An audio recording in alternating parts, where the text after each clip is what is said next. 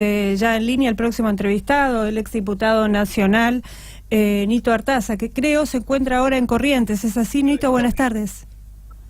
Hola, Carla, buenas tardes. Así es, estoy en Corrientes, donde habitualmente siempre hago recorrido por distintos lugares de la provincia. Hoy estamos entregando elementos ortopédicos con una organización no gubernamental que se llama CILSA. Sí. Así que, bueno, estamos recorriendo un poco la provincia y aprovecho para saludarlos también en este momento. ¿Cómo están? Aquí estamos, en medio de todo este clima medio enrarecido que hay en todo el país, ¿no? Pero antes de adentrarnos en los temas de economía y demás, de todo lo que está pasando, Nito, te hago una pregunta que sé que hay un tema en Bellavista que te tiene preocupado, que es la suspensión de 470 trabajadores de Alpargatas. Así es, nosotros veníamos invirtiendo ya en Bellavista y en otros lugares del país con la apertura indiscriminada de importación. Podía suceder de 470 empleados de la empresa Alpargata o Tanza. Sí. Y realmente hay mucha preocupación, incertidumbre y angustia, porque en otros lugares como San Luis se han cerrado las plantas. Ajá. Y esto nosotros lo advertíamos, el presidente de la Nación ha venido en ocasiones a Corrientes y le decíamos al gobierno, que está alineado con el gobierno nacional desde el punto de vista político, que tenía que plantearle al presidente de la Nación esta situación, que si no detenían las aperturas indiscriminadas de importaciones, sí, la actividad textil se iba a resentir con las consecuencias que hoy estamos viviendo, como es el caso de esta suspensión, ¿no? Claro que mismo para la ciudad es un grave problema, porque además de eso tienen los coletazos de lo que es la inflación y lo que estamos viviendo actualmente, que es el tema de las tarifas, que parece no tener solución. Bueno, sumado a todo eso, imaginen ustedes 470 familias con esta incertidumbre, ¿no es cierto? Y nosotros lo veníamos advirtiendo, y creo que desde acá también, del gobierno tanto provincial como las autoridades nacionales, les advertíamos que podía suceder esto, y esto sucede en todo el país. Esta apertura de importaciones nos lleva a este camino a descuidar la industria nacional, por ejemplo, el empleo, ¿no? Sí. Nito, buenas tardes. Alberto Letieri te saluda. Alberto, ¿cómo le va? ¿Cómo te va? Muy bien, muchas gracias. Bueno, muy bien no me va realmente, pero bien por el ámbito, pero bastante preocupado, más como historiador y sabiendo cómo ha pasado esto. Es decir, me preocupa el hecho de que repitamos siempre más o menos los mismos esquemas, las mismas situaciones, porque en realidad todo esto se había dicho antes de que Macri asumiera, quedaba bastante en claro hacia dónde se apuntaba, y un poco lo que le preguntamos al entrevistado anterior, ¿no? Que si vos pensás que esto es el resultado no querido de la incapacidad de los que gobiernan, o efectivamente es un gran equipo que buscó este resultado para obtener beneficios personales y de las corporaciones a las que remitía, y que necesariamente, bueno, el punto de llegada era este. Yo he dicho siempre, y lo digo con todo respeto, y ahora lo digo con cautela, porque uno no quiere echar más leña al fuego cuando ve tanta que puede llevar a sufrimiento de los sectores más necesitados, sobre todo cuando se producen crisis grandes, como la que puede suceder. Yo creo que Mauricio Macri y el equipo que lo acompaña siempre han expresado y representado naturalmente a las corporaciones. Sí. Pero hoy este gobierno lo que vemos que es el gobierno de la constante colisión de intereses. Uno ve que en cada uno de los ministerios se hacen negocios cercanos a quienes a quienes están hoy en el gobierno. Y lo mismo en la crisis. Uno ve quién ha comprado los dólares, o 1.400 millones de dólares a un precio ofertado por el central en el momento de venderlo, y después pueden hacer una diferencia enorme. Y lo hacen bancos como el JP Morgan, por ejemplo, que tiene además una relación cercana con uno de los funcionarios del gobierno.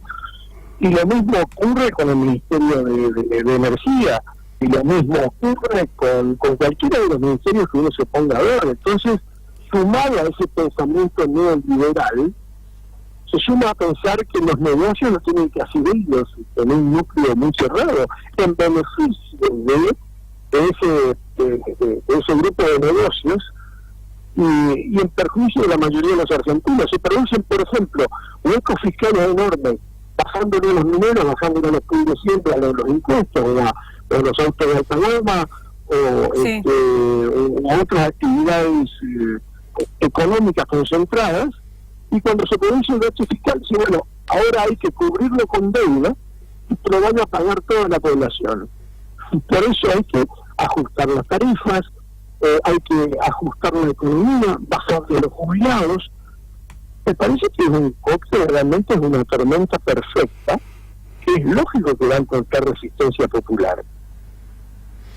¿Vos pensás que la oposición en esto va a encontrar un factor que acelere el aglutinamiento? Porque en realidad me parece que una de las... Es decir, se ve que hay malestar social, pero no se ve a lo mejor una protesta social más articulada, producto de que no se ve propuestas alternativas sólidas, o se ve cierta disgregación dentro de la oposición. Yo creo que lo más temprano posible hay que aglutinar a todo el pensamiento opositor con una alternativa. Uh-huh. Lo más rápidamente posible, que aglutinar esa alternativa, porque eso es la responsabilidad de una oposición. Así es. Lamentablemente a veces los tiempos de la política hacen que algunos equivocadamente lo hagan en forma maquiavélica, quieran que este gobierno haga el ajuste que hay que hacer, o llegue a su máximo exponencial, digamos, de ajuste, uh-huh, para después tomar el gobierno, pero en el medio está la gente que puede sufrir mucho más. Yo creo que desde ahora hay que plantear ya una alternativa seria, ¿no?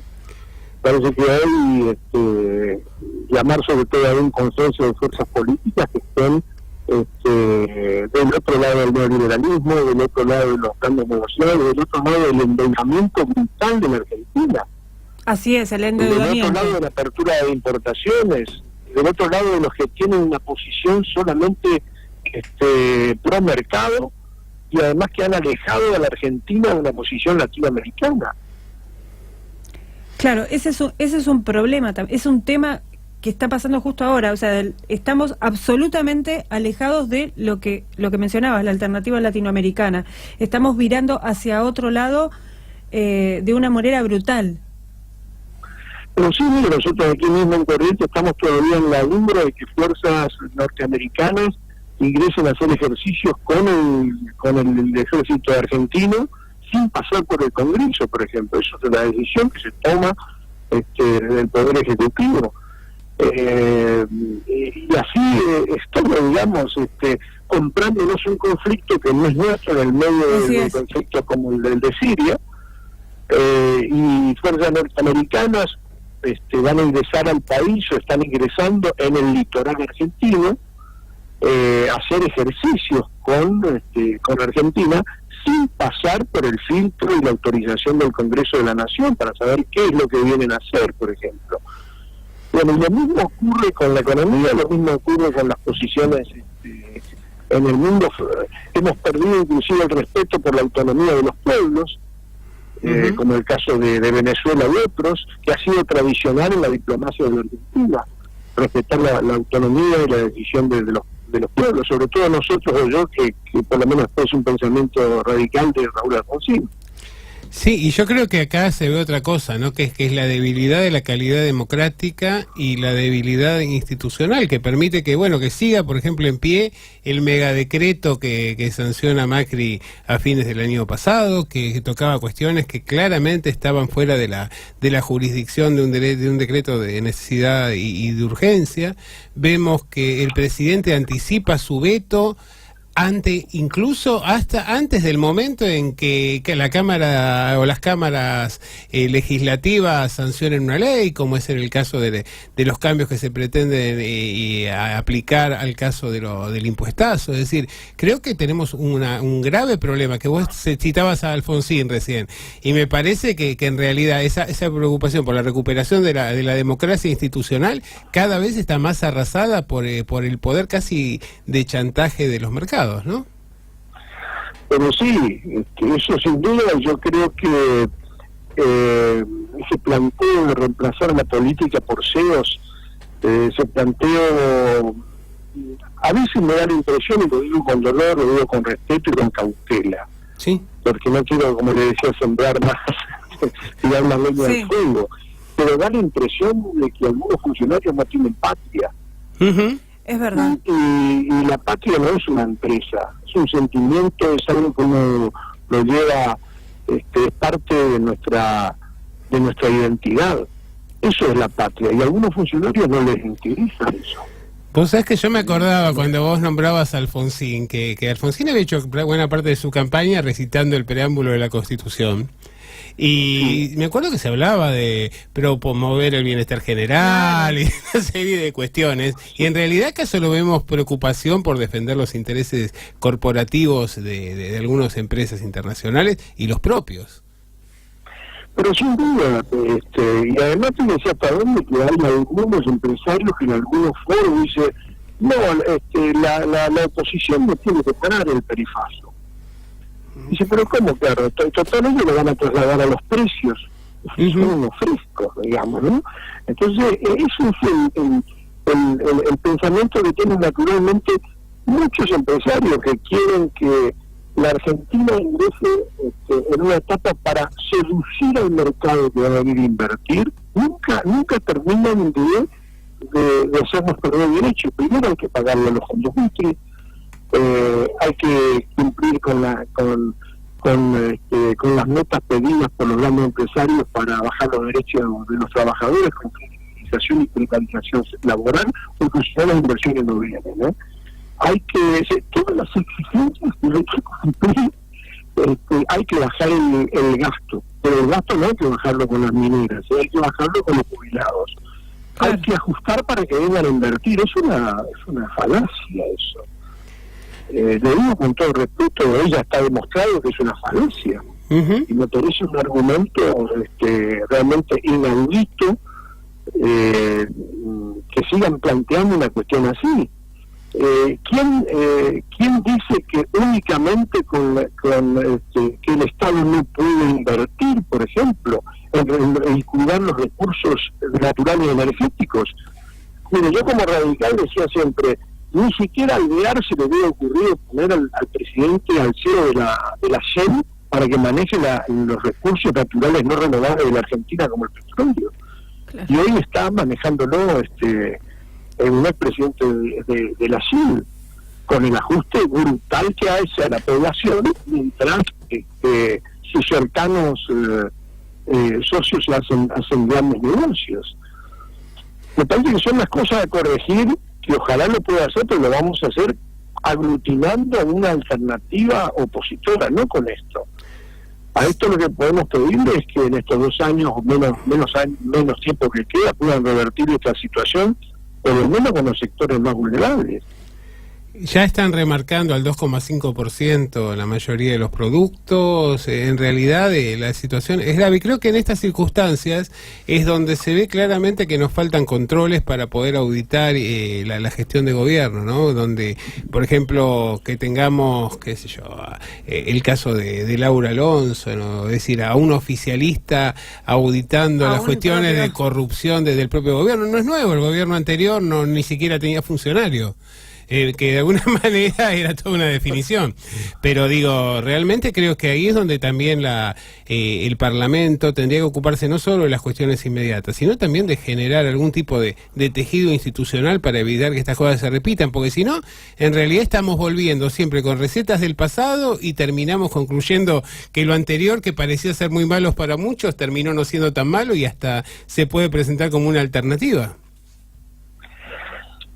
Y sí, pero es la discusión de siempre. Ellas no son las fuerzas políticas como el radicalismo o el peronismo antagónicas, sino es el neoliberalismo que mata más gente que las guerras contra los sectores que pretendemos tener una economía expansiva de consumo, de desarrollo y de pensamiento nacional. Me parece que esas son las antinomias. Ese neoliberalismo que responde únicamente al mercado, y vemos cómo le está respondiendo ahora. Sí.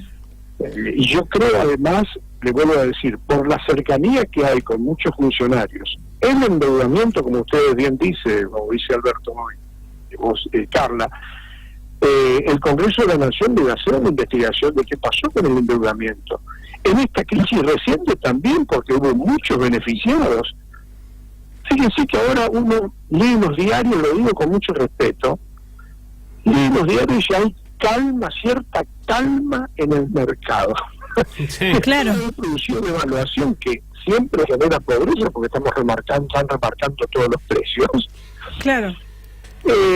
Subieron 40% para los capitales concentrados económicos, una tasa del 40%. Fíjense cómo los calmaron. No, pero subieron el 40% y siguió subiendo el dólar, que es lo peor. No es que eso calmó la subida del dólar. Pero claro, y además hubo una especulación con el dólar, como siempre hay en estos casos, ¿no? Naturalmente. Y sabían a cuánto iba a estar el dólar. Eso hay que investigarlo, porque hay personas muy cercanas, o el JP Morgan, como yo dije en algún Twitter por ahí, que es también que tiene también relaciones con los bonos argentinos. Claro, sí. Y con los funcionarios. Así que me parece que esto lo va a tener que investigar el Congreso, pero hace falta ya empezar a construir una alternativa que no esté pensando que este gobierno puede ganar las elecciones. Nito, tenemos que empezar a pensar que si este gobierno gana las elecciones se va a profundizar esta crisis. Absolutamente. Así es.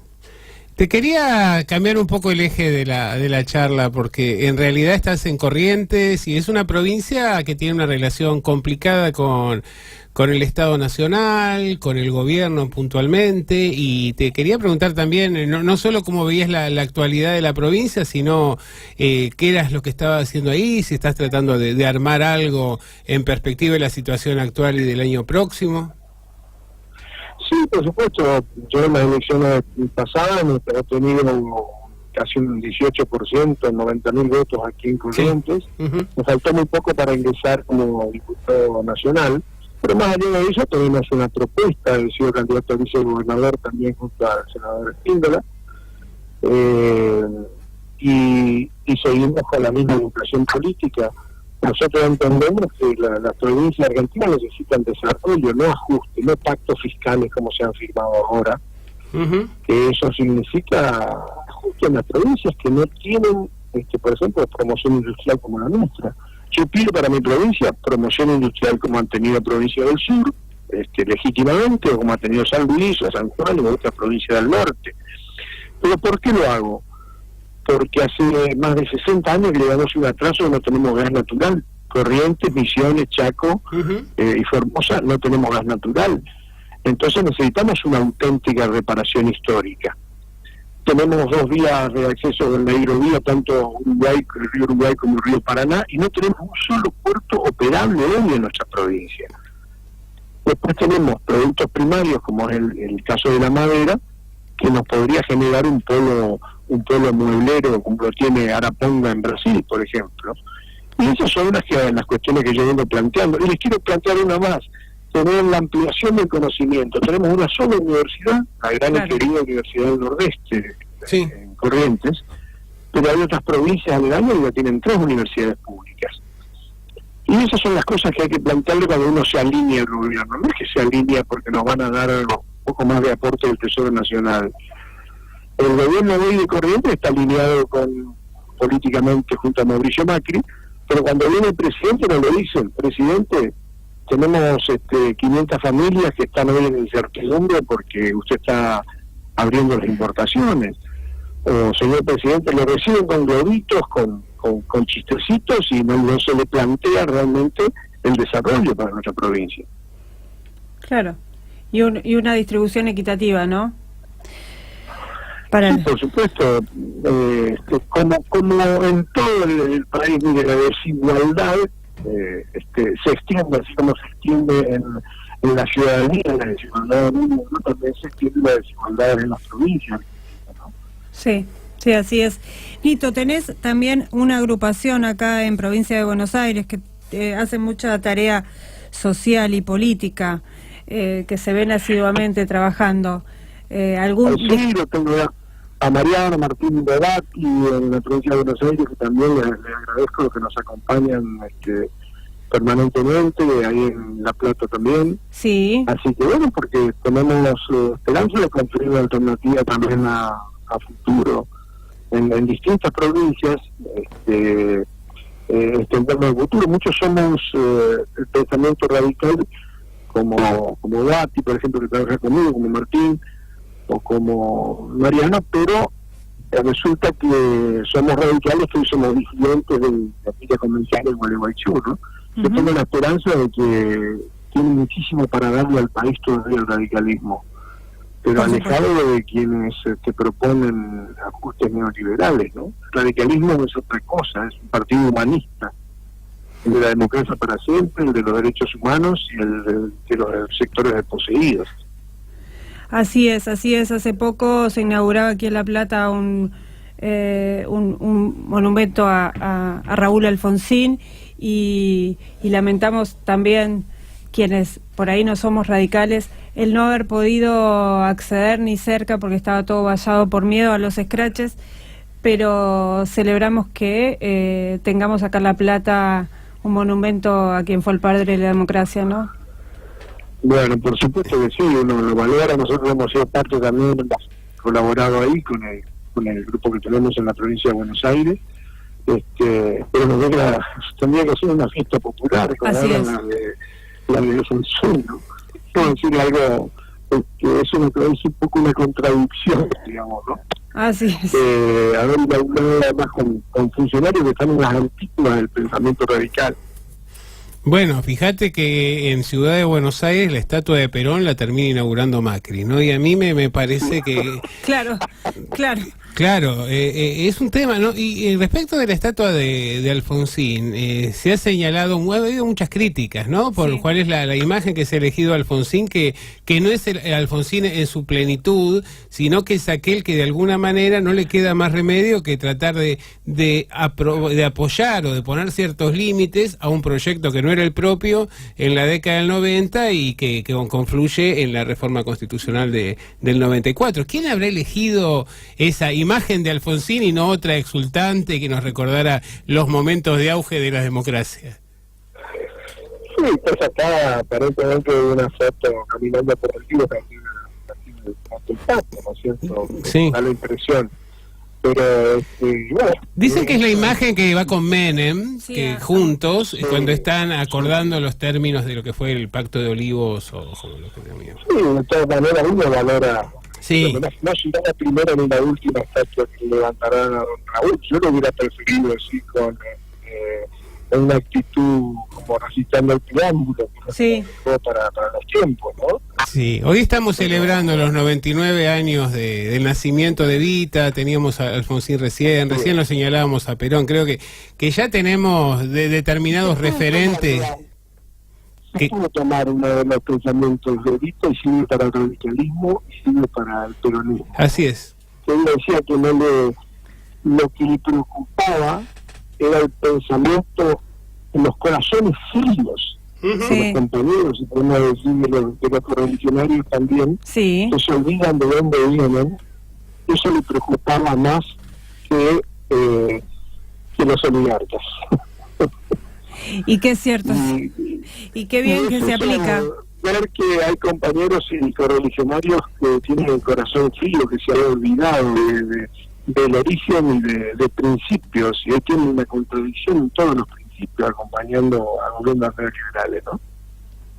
Así es, realmente. Bueno, Nitos, la verdad que ha sido una charla extensa, tocamos todos los temas y vamos a volver a molestarte próximamente, si estás de acuerdo. Pero con mucho gusto, perdón que sea un poco a veces dramático, pero son momentos difíciles, pero sin embargo utilizo cautela, me gustaría ser más contundente con lo que ocurre, que uno lo hace con respeto porque piensa distinto, y le agradezco este espacio que me han dado. Muchas gracias. Muchas gracias, Nito Artaza. Te despedimos y mandamos un saludo allí a Corrientes y a tu ciudad, a Bellavista. Gracias, Dios bendiga a Corrientes y Dios bendiga a todos los argentinos, ojalá Dios quiera. Gracias. Hasta luego. Bueno, y así nos vamos a la pausa.